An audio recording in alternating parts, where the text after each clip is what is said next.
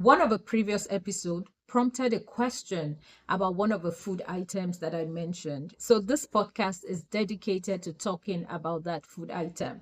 But before I go further in that, I want to mention that nature has a myriad of natural supplements that are both nutritional and medicinal for humans. We find them in abundance in nature. Quoting from Genesis chapter 1, verse 29, God said he has given every seed bearing plant for food. And the beautiful thing about God is if something does not align with your own body system, there is an alternative to that food item, that natural occurring food item that you can fall back on. So it's not one food item being the alpha and omega of everything. Yes, nature is very kind because God is a good God.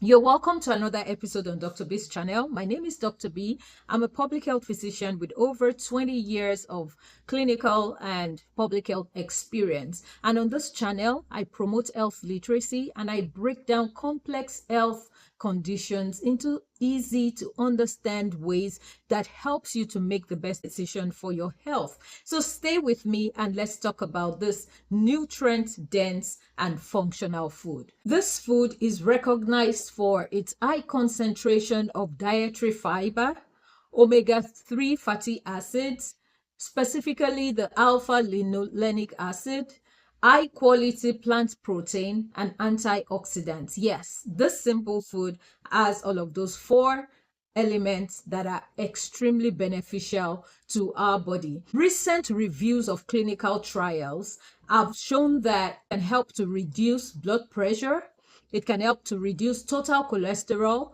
and it can help to reduce central obesity. And that was why I mentioned it in one of those podcasts when I was talking about visceral fat. So you know where I'm headed to very soon. And like I said earlier, while it is not the alpha and omega of food, it serves as a powerful complementary diet component that you can add to your diet. If you use it correctly, it's going to give you that high concentration of dietary fiber, omega-3 fatty acid, high quality plant protein, and antioxidants. Yes, and I'm asking again, what is this food item? It's the chia seed. Let's talk about the origin in a bit. Chia seeds are edible seeds that are found in a type of flowering plant in the mint family. I would not bore you with the botanical name. And it is found in central and southern Mexico abundantly. So you have it in those areas, but it is shipped all over the world. So in most stores, you can get it now. We're in a global village, you know. How do we use chia seeds to optimize our health benefit? The recommended standard dosage from most clinical trials is that a daily intake of 1 to 2 tablespoons is fine for an average person. 1 to 2 tablespoons per day.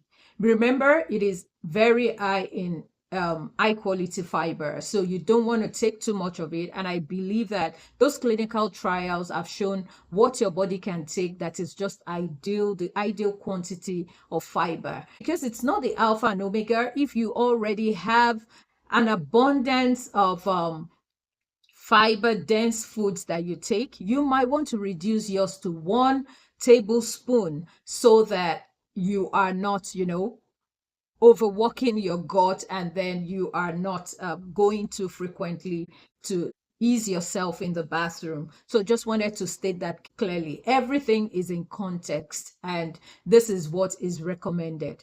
Now, due to the high fiber content of chia seeds, it is recommended to start with 1 tablespoon daily and assess your own tolerance before you advance to 2 tablespoons. So if you are someone who already has very good bowel movement, you might want to stay with the 1 tablespoon. And even if 1 tablespoon is too much for you, you can actually want to do just 1 teaspoon.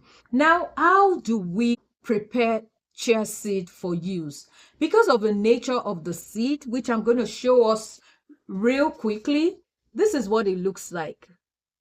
The seeds are so small. They are so small. This is it. So small. You can't take it the way it is. So you need to soak it in liquid, either water, milk, or juice. That is the best way to incorporate it. When you soak it that way, it becomes a gelatinous liquid.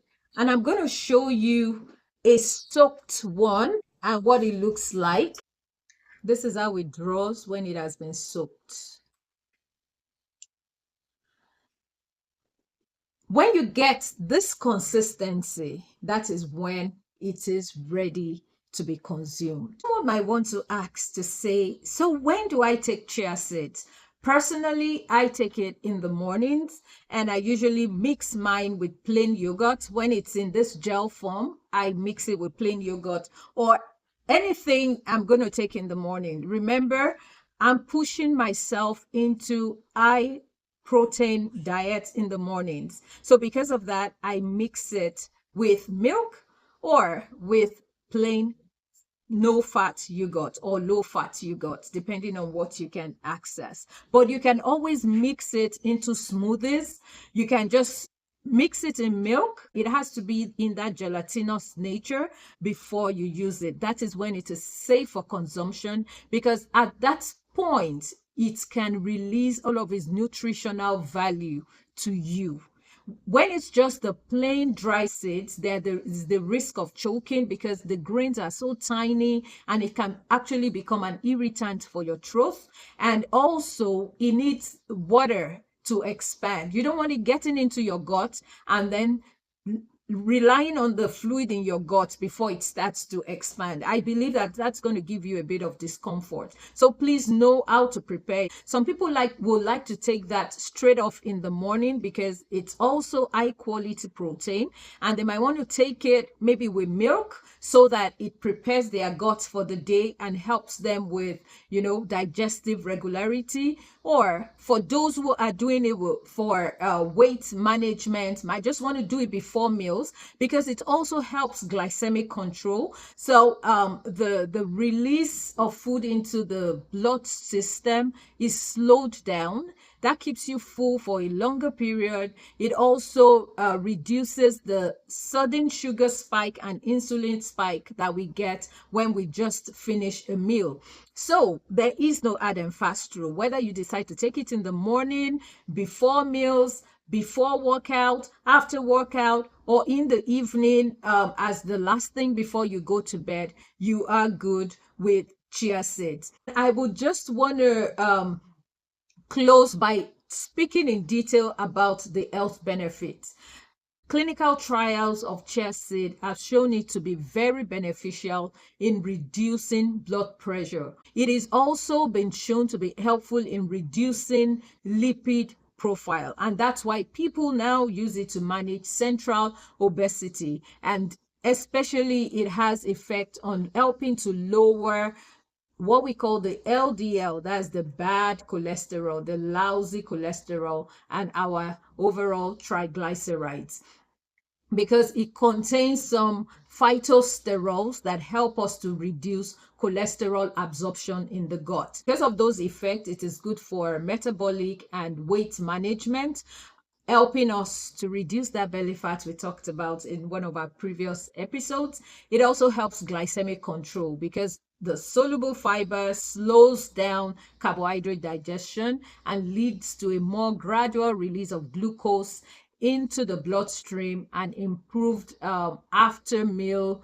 glucose levels. So we don't have the sugar spike, insulin spike, cortisol spike. So it helps with glycemic control. And finally, it has antioxidants and anti-inflammatory properties. So clinical data has shown that there's a significant reduction in C-reactive protein levels with the regular use of chia seeds. There are some complex sounding names that are part of the components of chia seed that I'm not going to bore you about, but those are the things that help us to mitigate oxidative stress and chronic low grade inflammation that is going on in the body.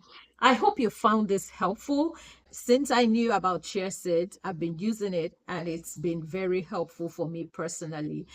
In the course of time, I would also try to talk about some other seeds and nutritional plants that are very beneficial to us. If there's anyone you want me to particularly talk about, please paste it in the comment section and I'll be happy to do a podcast on it. Also, your questions should be in the YouTube comment section and not my private WhatsApp chat. I appreciate that. I want to answer all of your questions, but it keeps the community vibrant and it prevents talking about the same thing over and over again, talking to different people in different cycles. So it's just to help coordination and prevent duplication of the things we're talking about. Until the next episode, I remain your Dr. B. If you have not yet subscribed, I see you. Please click the subscribe button.